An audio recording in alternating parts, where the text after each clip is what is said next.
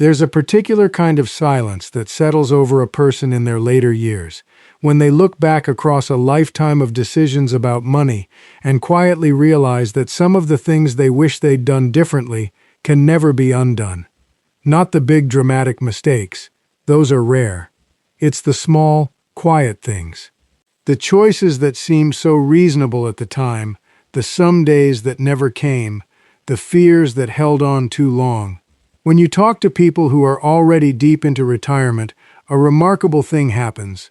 They tend to regret the same handful of things, over and over, almost word for word. And here is the gift in that, because their hindsight can become your foresight.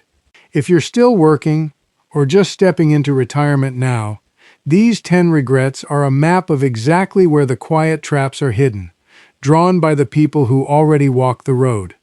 So let's walk through them together, gently and honestly, because there is still time to change your ending. The first thing retirees regret, almost universally, is waiting too long to start. Not waiting to save huge amounts, just waiting to start at all. So many people spend their 30s and 40s telling themselves they'll get serious about money later, when they earn more, when the kids are grown, when life calms down. And then later arrives, and they realize that the single most powerful ingredient in building wealth was never the amount they saved. It was time, and they spent decades of it.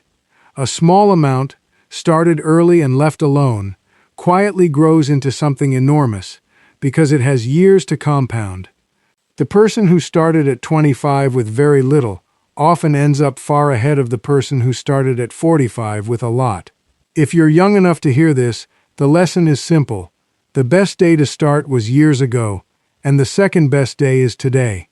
And if you're older, don't let this one sting, because starting now still beats starting never, and the same clock is still ticking for the years you do have left. The second regret is a heavier one, and it surprises people.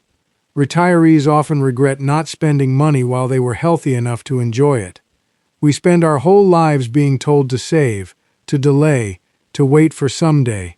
The trip, the experience, the thing we always wanted to do. And there's wisdom in that, up to a point. But so many people arrive at retirement with money in the bank and a body that can no longer do the things they saved for. The knees give out. The energy fades. The window quietly closes. And they sit there, financially secure and full of regret, realizing that money's real purpose was to be turned into living, and they waited too long to make the trade. So let me ask you gently, is there a someday you keep pushing further down the road? Because health is a currency too, and it is the one currency that never comes back once it's spent. The third regret is the mirror image of the second, and both are true at once. Retirees regret spending too much on things and too little on experiences and people. When they look back, almost no one remembers the newer car, the bigger television, the closet full of stuff. What they remember, what they'd give anything for more of, are the trips, the dinners, the moments with people they loved. Things fade into the background of a life almost instantly. Experiences and relationships are what a life is actually made of when you look back on it. The money spent on a weekend with your children 30 years ago pays dividends of memory for the rest of your life. The money spent on another possession is usually forgotten within the month. So if there's a lesson here, it's to be careful which one you're pouring your money into, because only one of them is still there at the end. The fourth regret is a practical one that causes real pain: carrying debt into retirement. So many people cross into their retirement years still owing. On the house, on cards, on things bought long ago on borrowed money. And when the steady paycheck stops and the income shrinks, that debt suddenly feels like a weight around the neck, eating into the fixed money they have left, month after month. Retirees who entered those years debt-free almost always describe it as one of the smartest things they ever did. The freedom of owing no one, of every dollar of their savings being truly theirs. If you're still working, one of the most powerful gifts you can give your future self is to walk into retirement owing as little as possible. Debt is heaviest precisely when your income is lightest. The fifth regret is one people are almost embarrassed to admit. They regret being too afraid to spend anything at all. It sounds strange, but it's incredibly common. After a lifetime of saving and being careful, many people become so gripped by the fear of running out that they can't let themselves enjoy what they worked so hard to build. They live far below what they could comfortably afford, denying themselves small joys, and then they pass on with substantial money left unused, a lifetime of saving that never got to become a lifetime of living. There's a hard balance here, and it's real. You have to make your money last, but you also have to remember that it was meant to be lived on, not just guarded. The goal was never to die with the largest possible pile. The goal was to use it well. So if you've been a careful saver your whole life, hear this gently. At some point, it becomes okay, even wise, to let yourself enjoy the fruit of all that discipline. The sixth regret is about wandering in without a map, retiring with no real plan for the money. Many people spend more time planning a 2-week vacation than they spend planning the 30 years of retirement their savings have to cover. They stop working with a vague sense that it'll probably be fine, and then face years of anxiety because they never sat down and honestly looked at what they have, what they'll need, and how long it has to last. The retirees who feel most at peace are almost always the ones who made a plan.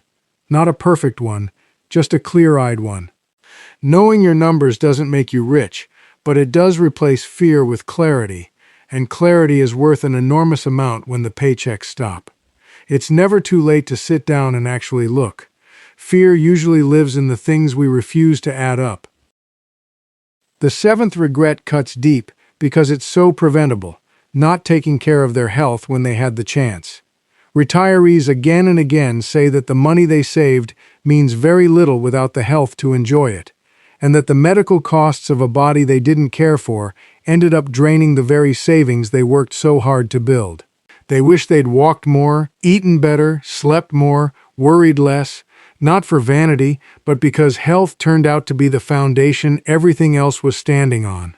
Your health is quite literally an investment, maybe the highest return one you'll ever make, because it protects both your ability to enjoy your money and your ability to keep it instead of handing it to hospitals. It's one account where small, steady deposits pay off more than almost anywhere else. The eighth regret is a quiet, painful one, trusting the wrong people and never learning about their own money. Some people hand their entire financial life over to someone else, an advisor, a relative, a salesman, and never learn enough to know whether they're being served or taken advantage of. And some of them find out too late that they were paying too much or were sold things that helped someone else more than them. You don't need to become an expert, but the retirees who feel most secure are the ones who took the time to understand their own money well enough to ask good questions and spot a bad deal. No one will ever care about your money the way you do. A little bit of your own understanding is one of the best protections there is. The ninth regret is about the people they'll leave behind, not putting their affairs in order, and not talking openly with their family about money. Too many people avoid the uncomfortable conversations, the will, the wishes, where things are, what should happen. And then they pass, and they leave the people they love most not just grieving, but tangled in confusion, stress, and sometimes conflict, trying to untangle a mess that a few honest conversations could have prevented. Getting your affairs in order isn't morbid. It's one of the last and kindest gifts you can give the people you love. The retirees who handle it early describe a real peace that comes from knowing they won't leave chaos behind. Love in the end includes making things easy for the ones who remain. And the 10th regret is perhaps the most tender of all, waiting too long to be generous, and to help the people they loved while they could still see the joy of it. Many people hold everything tightly until the very end, planning to pass it all on after they're gone, and they miss the profound happiness of giving while they're still alive to witness what it does. Helping a grandchild through school, easing a burden for a child, supporting a cause that mattered to them, and being there to see the difference it made. Andrew Carnegie, one of the richest men who ever lived, understood this deeply. He gave away most of his fortune while he was still alive, precisely so he could see it do good. And he wrote that a life should be used for something larger than simply accumulating. You don't need a fortune to live by that. You just need to remember that money, in the end, is most joyful when it's shared with the people and the purposes you love, while you're still here to feel it. So there they are, 10 regrets, drawn from the hindsight of people who already walked this road, offered so that they can become your foresight while there's still time to use them. Start sooner than you think you need to. Spend some of it on living while you're healthy. Pour your money into people and experiences, not just things. Walk into retirement owing as little as you can. Let yourself enjoy what you built. Make a real plan. Protect your health like the asset it is. Understand your own money. Put your affairs in order for the people you love. And be generous while you're still here to see the joy of it. Not one of these is about being rich. Every one of them is about being wise. And wisdom, unlike time, is something you can still choose today.